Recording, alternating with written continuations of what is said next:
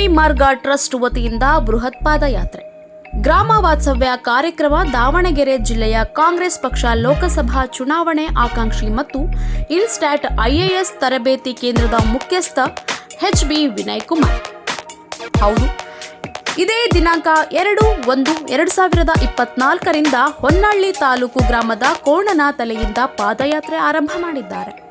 ಇವರು ದಾವಣಗೆರೆ ಕ್ಷೇತ್ರದ ಲೋಕಸಭಾ ಚುನಾವಣೆಯ ಕಾಂಗ್ರೆಸ್ ಪಕ್ಷದ ಪ್ರಬಲ ಆಕಾಂಕ್ಷಿಯಾಗಿದ್ದು, ಇವರು ಸಮಾಜದಲ್ಲಿ ಶಿಕ್ಷಣ ವರ್ಗ, ಸಾಮಾಜಿಕ ವರ್ಗ ಮತ್ತು ಬಡವರ, ದುರ್ಬಲರ ಬಲವರ್ಧನೆಗೆ ಅನೇಕ ಮಾರ್ಗಗಳು ಇವೆ. ಅವುಗಳನ್ನು ನಾನು ಸಫಲಗೊಳಿಸಲು ರಾಜಕೀಯ ವ್ಯಕ್ತಿಯಾಗಿ ಬಂದರೆ ಸಾಧ್ಯ.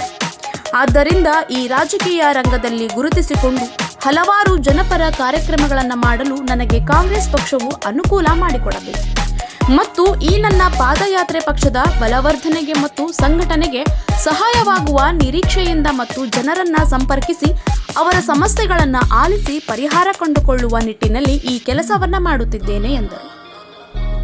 ಇದೇ ಸಂದರ್ಭದಲ್ಲಿ ಹೊನ್ನಾಳಿ ತಾಲೂಕಿನ ಕಾಂಗ್ರೆಸ್ ಪಕ್ಷದ ಮುಖಂಡರು ಬಿ ಸಿದ್ದಪ್ಪ, HN ಉಮಾಪತಿ ಮತ್ತು ಹಲವಾರು ಕಾಂಗ್ರೆಸ್ ಪಕ್ಷದ ಕಾರ್ಯಕರ್ತರು ಸಂಗೊಳ್ಳಿ ರಾಯಣ್ಣ ವೃತ್ತದ ಪಾದಯಾತ್ರೆಯನ್ನ ಬರಮಾಡಿಕೊಂಡರು.